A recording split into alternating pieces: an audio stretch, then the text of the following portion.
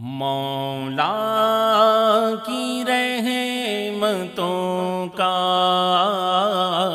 لٹنے لگا خزانہ،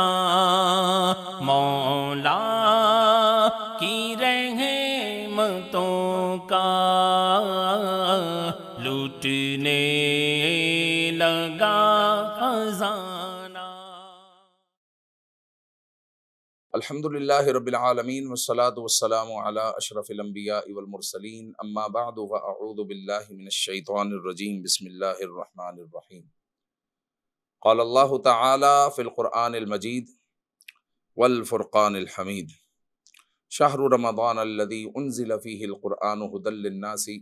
وبینات من الھدی والفرقان، صدق اللہ مولانا العظیم۔ ناظرین، سوغات رمضان پروگرام ہے اور میم ٹی وی کی نشریات آپ دیکھ رہے ہیں۔ اللہ رب العزت رمضان کی ہمیں برکتیں عطا فرمائے اور روزوں کو، تراویح کو، تلاوت قرآن کو، عبادتوں کو، ذکر و اذکار کو اپنی بارگاہ میں مقبول فرمائے۔ اس پروگرام میں آپ کے سوالات ہوتے ہیں اور کسی ٹاپک پر بھی گفتگو ہوتی ہے، تو آپ سوالات سماعت کیجئے اور اس کے جوابات بھی سماعت کریے۔ سوال ہے کہ کپڑے کیسے پاک کیے جائیں؟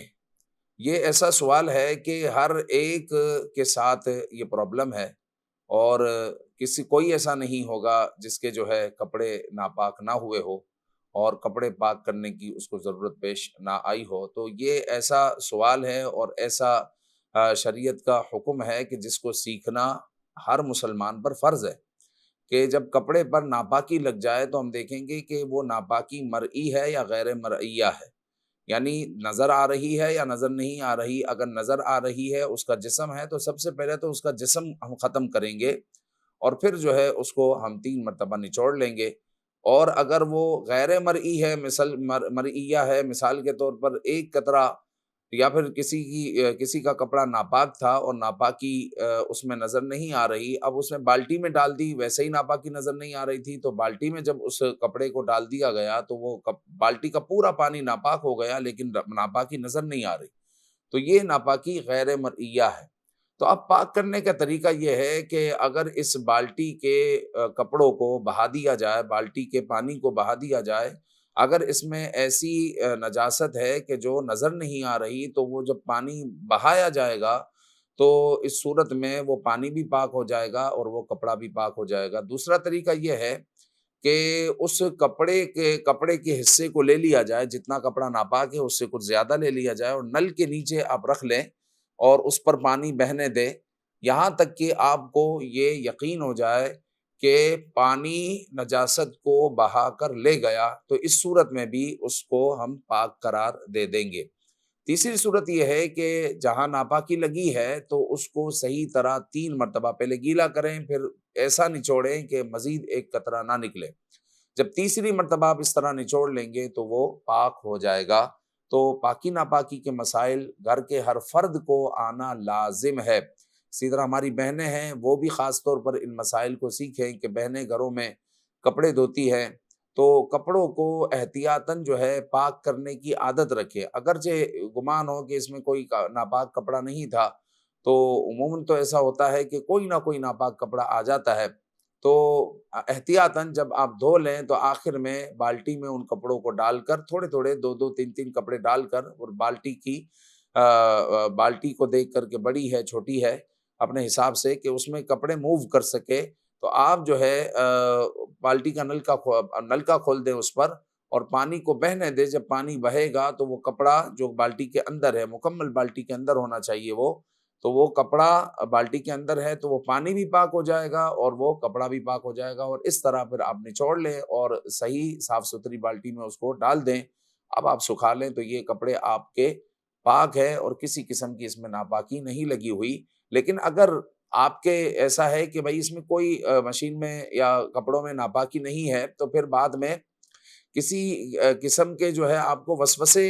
کی بھی حاجت نہیں ہے۔ مطلب وسوسے میں آپ مبتلا نہ ہو کہ کیا خبر جو ہے ناپاکی ہو، اور ہماری نماز ہوئی ہے یا نہیں، یہ جو ہے وسوسے میں مبتلا کرنے کا مقصد نہیں ہے، یہ ایک احتیاطی بات بتائی جا رہی ہے۔ اگر آپ کے کپڑے ناپاک نہیں ہیں تو بس نہیں ہے، وسوسے میں ہمیں مبتلا نہیں ہونا، ورنہ شیطان جو ہے وسوسے ڈالتا رہے گا اور پریشان کرتا رہے گا، اور شریعت مطہرہ میں وسوسے معاف ہے اور وسوسے پر عمل بھی نہیں کرنا چاہیے۔ آج کل لوگ بعض جگہوں پر خریداری کرتے ہیں اور اوور بلنگ لکھوانے کی گزارش کرتے ہیں، تو کیا ان کی گزارش کو قبول کیا جائے گا؟ یہ جائز ہے؟ دیکھیں، ہوتا یہ ہے کہ بعض اوقات کمپنی جو ہے ایک شخص کو ہائر کرتی ہے اور کہتی ہے کہ ہماری کمپنی میں چیزوں کی ضرورت پیش آتی رہتی ہے، کبھی کمپیوٹر ہے، کبھی پنکھے ہیں، کبھی لائٹیں ہیں، تو ان چیزوں کی خرید و فروخت کے لیے، خرید کے لیے جو ہے ایک بندے کو ہائر کیا جاتا ہے کہ مارکیٹ سے وہ ان چیزوں کو خرید کر لے کر آئیں گے۔ اب ہوتا یہ ہے کہ انہوں نے کوانٹٹی میں ایک چیز خرید لی، یا پھر جو ہے انہوں نے ایک بندے سے اپنی سلام دعا کر لی اور اس کے ساتھ سیٹنگ بنا لی۔ اب جو ہے وہ چیز مثال کے طور پر آئی ہے 90,000 کی، تو وہ کہتے ہیں کہ 95,000 آپ نے لکھنے ہیں، تو وہ 95,000 جو ہے لکھ لیتے ہیں اور 5,000 روپے اپنی جیب میں کمپنی کے ڈال لیتے ہیں۔ تو یاد رکھیں ایسے آدمی کہ حضور علیہ الصلوۃ والسلام نے فرمایا لا ایمان لمن لا امانت لا ولا دین لمن لا عہد لا۔ تو ایسا آدمی سمجھ لے کہ وہ کمپنی نے اس کو امین بنایا ہے، کمپنی نے امین بنایا ہے، لہٰذا وہ امانت داری کو جو ہے مد نظر رکھتے ہوئے صحیح طور پر خریداری کرے، اور جتنے کی چیز آئی ہے اتنے کا ہی بل بنوائے اور کمپنی کو دھوکہ نہ دے۔ اور فرمایا ولا دین لمن لا عہد لا، گویا کہ اس نے کمپنی کے ساتھ عہد کیا ہوا ہے کہ میں جو ہے آپ کے ساتھ صحیح جو ہے آپ کے لیے میں خریداری کروں گا۔ جبھی جو ہے یہ چیز اس کے سپرد کی گئی ہے، اس پر کمپنی نے اعتماد کیا ہے، تو وہ اعتماد کو جو ہے ٹھیس نہ پہنچائے، اور اس طرح اوور بلنگ لکھوانا یہ ناجائز ہے۔ لکھنے والا اگر لکھے گا تو یہ بھی ناجائز ہے، لکھوائے گا تو بھی ناجائز ہے۔ جو رقم اوپر ملے گی وہ حرام کی رقم ہوگی، اپنے بچوں کو حرام کھلائے گا، خود حرام کھائے گا، تو یاد رکھیں کہ یہ پیسے تو ختم ہو جائیں گے لیکن ان کی نحوست ختم نہیں ہوگی، ان کی نحوست ختم نہیں ہوگی۔ لہٰذا حلال کمائیں اور حلال ہی کی تگ و دو کریں، اللہ رب العزت انشاءاللہ حلال اگرچہ تھوڑا ہو انشاءاللہ العزیز اللہ تعالیٰ اس میں برکتیں عطا فرمائے گا۔ اگر کسی کے پاس 3.5 لاکھ روپے ہوں یا 3.5 لاکھ روپے کے بانڈز ہوں،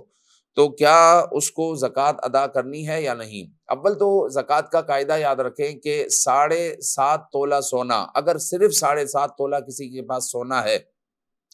نہ کوئی رقم ہے، نہ چاندی ہے، نہ مال تجارت ہے، تو پھر اس صورت میں 7.5 تولہ سونے پر زکوٰۃ ہوگی۔ اگر کم ہے سونا تو زکوٰۃ نہیں ہوگی، لیکن ایسا ہوتا نہیں ہے، سونے کے ساتھ کچھ نہ کچھ رقم، کچھ نہ کچھ بعض اوقات چاندی، کچھ نہ کچھ مال تجارت ہوتا ہے۔ اگر ایسا ہے تو پھر سونے کو رقم میں ہم کنورٹ کریں گے۔ مثال کے طور پر 1 تولہ سونا ہے تو 1 تولہ سونا مثال کے طور پر 2.5 لاکھ روپے کا ہے، اور ساتھ ہی 50,000 روپے رکھے ہوئے ہیں، تو اب یہ 3 لاکھ روپے ہو گئے۔ اب 3 لاکھ روپے کو ہم کیلکولیٹر میں لکھیں اور اس کو 40 حصوں میں تقسیم کر لیں، جو ایک حصہ بنے گا اس کا وہ زکوٰۃ ہوگی۔ 3 لاکھ روپے پر 7,500 روپے زکوٰۃ ہوگی، یعنی 1 لاکھ پر 2,500 روپے زکوٰۃ ہوگی۔ تو اس طرح جو ہے اپنا مال مکمل طور پر آپ لکھیں، جتنا بھی مال ہے، کتنا سونا ہے، کتنا چاندی ہے، کتنا مال تجارت ہے، اور جناب علی کتنی آپ کے پاس کرنسی ہے، کیش کتنا ہے، یہ سب آپ لکھیں۔ مثال کے طور پر آپ نے جب اس کو لکھا اور حساب اس کا کیا، کیلکولیٹ کیا، تو وہ بنا تقریباً 20 لاکھ روپے۔ اب جو ہے آپ نے جب اس سے قرض کو مائنس کیا کہ مجھے لوگوں کا اتنا ادا کرنا ہے، تو آپ اس کو مائنس کر لیں۔ 5 لاکھ روپے آپ مثال کے طور پر قرض دینا ہے تو آپ اس کو مائنس کر لیں، اور پھر جو ہے لوگوں سے کتنا لینا ہے آپ اس کو پلس کر لیں۔ تو آپ کو 5 لاکھ روپے مثال کے طور پر لینے ہیں تو آپ نے اس کو پلس کر لیا، تو اب یہ 20 لاکھ روپیہ ہو گیا۔ تو 20 لاکھ روپے پر آپ کو زکوٰۃ ادا کرنی ہے 50,000 روپے، کیونکہ 20 لاکھ روپے کو آپ جب 40 حصوں میں تقسیم کریں گے تو 50,000 روپے ہوں گے، مطلب 2.5%، 20 لاکھ روپے کا 2.5% 50 لاکھ روپے بنے گا۔ تو اس طرح جو ہے آپ زکوٰۃ کا حساب کتاب کریں۔ سونا اور چاندی اگر استعمال میں ہوں، یعنی سونے کی انگوٹھی پہنی ہوئی ہے، چاندی کا ہار پہنا ہوا ہے، تو کیا اس پر بھی زکوٰۃ دینی ہوگی؟ جی ہاں، اگر جو ہے سونے کی انگوٹھی یا سونے کی چوڑیاں یا ہار یا چین جو بھی جو ہے آپ نے پہنا ہوا ہے، اگرچہ استعمال میں ہو، سونا چاندی ایک ایسی دھات ہے، ایسا مال ہے، استعمال میں ہو یا نہ ہو، دونوں صورتوں میں اس پر زکوٰۃ ادا کرنی ہوگی سال گزرنے پر، اگر وہ صاحب نصاب بنتا ہے، اگر اس پر زکوٰۃ بنتی ہے تو اس کو سال گزرنے پر زکوٰۃ ادا کرنی ہوگی۔ کیا روزے میں انجیکشن لگوا سکتے ہیں یا نہیں؟ جی ہاں، اگر ضرورت ہو، انجیکشن کے بغیر گزارا نہیں ہے تو اول تو بچیں تو اچھی بات ہے، کیونکہ بعض علماء اختلاف بھی کرتے ہیں، اختلاف یوں کرتے ہیں کہ حتی الامکان بچے، وہ یوں اختلاف کرتے ہیں، تو بچنا جو ہے یہ بہتر ہے، لیکن اس کے بغیر صورت نہیں ہے تو روزہ توڑنے سے بہتر ہے کہ انجیکشن لگوا لیں اور اپنے آپ کو جو ہے وہ آرام پہنچا لے۔ تو اس پر جو ہے علماء نے اجازت دی ہے، تو روزے میں انجیکشن لگوا سکتے ہیں۔ اچھا، عالمی سطح پر کیا جانوروں کے عالمی سطح پر حقوق کی بات کی جاتی ہے جانوروں کے اور انسانوں کے، تو کیا اسلام بھی حقوق کی بات کرتا ہے یا نہیں؟ تو میرے بھائی، اسلام جس طرح جانوروں کے اور انسانوں کے حقوق کی بات کرتا ہے وہ تو کوئی بھی نہیں کرتا، وہ تو کوئی بھی نہیں کرتا۔ عالمی سطح پر جو انسانی حقوق کی بات کی جاتی ہے اس میں بھی کیٹیگری ہے۔ آپ موجودہ معاملات کو آپ دیکھ لیں کہ جو ہے عالمی سطح پر یوں تو اسلامی حقوق کی بات ہو رہی ہے، لیکن فلسطین میں کیا ہو رہا ہے آپ کو سب پتہ ہے، اور فلسطین میں بچوں کو، عورتوں کے ساتھ اور لوگوں کے گھروں کے ساتھ، اسپتالوں کے ساتھ، آبادیوں کے ساتھ کیا ہو رہا ہے، کیا سلوک کیا جا رہا ہے آپ کو پتہ ہے۔ آپ کہہ رہے ہیں کہ عالمی سطح پر جو ہے انسانی حقوق، عالمی سطح پر انسانی حقوق جو ہے اس کی کیٹیگری ہے، جس طرح میں نے کہا کہ کسی کو وہ حقوق مل رہے ہیں اور کسی پر ظلم و ستم کے جو ہے پہاڑ توڑے جا رہے ہیں۔ عراق میں کیا ہوا آپ دیکھ لیں، اسی طرح جو ہے برما میں کیا ہوا آپ دیکھ لیں۔ یوں تو انسانی حقوق کی بات کی جاتی ہے، جو اسلام انسانی حقوق کی بات کرتا ہے ایسی تو کوئی بھی نہیں کرتا۔ انسانی حقوق کے لیے حضور علیہ الصلوۃ والسلام نے جو حجۃ الوداع کے خطبے پر جو کلمہ ارشاد فرمایا کہ کسی کالے کو گورے پر، گورے کو کالے پر کوئی فضیلت حاصل نہیں، یہ کتنا عظیم کلمہ اور کتنا عظیم کلام ہے۔ آپ دیکھیں کہ آج بھی یورپ میں گوروں کی جیل الگ اور کالوں کی جیل الگ ہے، ان کو الگ الگ رکھنا پڑتا ہے کیونکہ یہ لڑتے ہیں، گورا کالے کو، کالا گورے کو پسند نہیں کرتا، یہ لوگ لڑتے ہیں۔ لیکن آپ ہماری مسجدوں کو دیکھیں، مسجد کے صف میں آپ کو کالا بھی نظر آئے گا، مسجد کے صف میں آپ کو گورا بھی نظر آئے گا، جو سیاہ فام ہے وہ بھی نظر آئے گا، جو سفید فام ہے وہ بھی نظر آئے گا۔ کوئی کسی کے ساتھ جو ہے امتیازی سلوک اختیار کرنے کی اجازت نہیں ہے۔ مسجد کے صف میں امیر کبیر آدمی اگر صف میں کھڑا ہوا ہے تو اس کے برابر میں اگر مزدور غریب آدمی آ کر کھڑا ہو جائے تو اس کو کوئی پریشانی نہیں ہے، اگرچہ جو ہے وہ مزدور ہے اور وہ کروڑ پتی آدمی ہے تو اس کو کوئی پریشانی نہیں ہے۔ یہ کس نے سکھایا؟ یہ حقوق کس نے دیے؟ یہ اسلام نے دیے۔ آپ دیکھیں، جب جو ہے ایک مشہور لیڈر میلکم ایکس جو ہے، جب یہ عمرہ پر گیا، جب اس نے اسلام قبول کیا، عمرہ یا حج پر گیا، تو وہاں پر اس نے یہ منظر دیکھا کہ سیاہ فام بھی ہے، سفید فام بھی ہے، اور سب جو ہے بھائی چارگی کے ساتھ جو ہے ایک دوسرے سے مل رہے ہیں، ایک ہی صف میں نماز پڑھ رہے ہیں، حج ہو رہا ہے، کوئی کسی کو جو ہے ممتاز نہیں کہہ رہا، امتیازات کسی کو حاصل نہیں ہے، اور سب کے درمیان جو ہے محبت ہے، ہم آہنگی ہے۔ تو وہ کہنے لگا کہ اگر اس زمین پر جو ہے تعصب کو ختم کر سکتا ہے اور محبت و بھری اگر کوئی زندگی دے سکتا ہے تو وہ صرف اسلام ہے، وہ صرف اسلام ہے۔ تو اسلام نے جو حقوق دیے تو میرے بھائی وہ کسی نے بھی جو ہے حقوق عطا نہیں کیے۔ اسی طرح اسلام ہی ہے جس نے غلامی کا خاتمہ کیا۔ اسلام انسانی حقوق کی بات کریں، اسلام ہی ہے جس نے غلامی کا خاتمہ کیا، اسلام ہی ہے جس نے عورت کو عزت دی۔ مغرب میں کہا تو جاتا ہے کہ لیڈیز فرسٹ، یا دنیا کے کسی حصے میں بعض اوقات جگہ جگہ پر کہا جاتا ہے لیڈیز فرسٹ، لیکن لوگ لیڈیز کو کتنی عزت دیتے ہیں سب کو پتا ہے اور سب کو معلوم ہے، لیکن اسلام نے عورت کو حقیقی عزت عطا کی ہے۔ اسی طرح آپ دیکھیں کہ جنگ کا میدان اگر سجا ہوا ہو، لڑائی ہو رہی ہے، ایک دوسرے پر جو ہے تیر برسائے جا رہے ہیں یا گولیاں برسائی جا رہی ہے اور جو ہے میزائل پھینکے جا رہے ہیں، پھر بھی عورتوں اور بچوں کو جو ہے نشانہ نہیں بنایا جائے گا۔ اسلام تو جو ہے اگر لڑائی ہو بھی جائے، جنگ ہو بھی جائے، تو اسلام جو ہے ہمیں اس وقت بھی جو ہے حقوق عطا کرتا ہے کہ آپ لوگ بوڑھوں پر، بچوں پر، عورتوں پر حملہ نہیں کریں گے۔ اسلام کہتا ہے کہ آپ جانور کی پیٹھوں کو ممبر نہ بناؤ، یعنی آپ اگر گھوڑے پر سفر کر رہے ہیں، آپ کا دوست آپ کو سامنے مل گیا، آپ اس سے بات کرنے لگ جائیں اور آپ اس کی پیٹھ پر بیٹھے ہوئے ہیں اور آپ اس سے کلام کر رہے ہیں، اسلام کہتا ہے اب نیچے آ جاؤ، جانور کو کھڑا رکھ دیا ہے، جانور سواری کے لیے ہے، لہٰذا آپ نیچے آ جاؤ، اپنے دوست سے کلام کرنا ہے نیچے آ کر کرو، جانور کی پیٹھ کو آپ ممبر نہ بناؤ۔ اسلام کہتا ہے کہ اگر پرندے اپنے گھونسلے میں ہو، آپ دن میں تو جو پرندہ حلال ہے آپ اس کا شکار کر سکتے ہیں، لیکن جب وہ اپنے گھونسلے میں ہو، اپنے بچوں کے پاس ہے، تو اب جو ہے آپ اس کا شکار نہیں کریں گے۔ تو اسلام جو جانوروں کو اور انسانوں کو حقوق دیتا ہے، اگر یہ پوری عالمی سطح پر اسلامی حقوق کو جو اسلام نے جو ہے نافذ کیے ہیں وہ اگر نافذ کر دیے جائے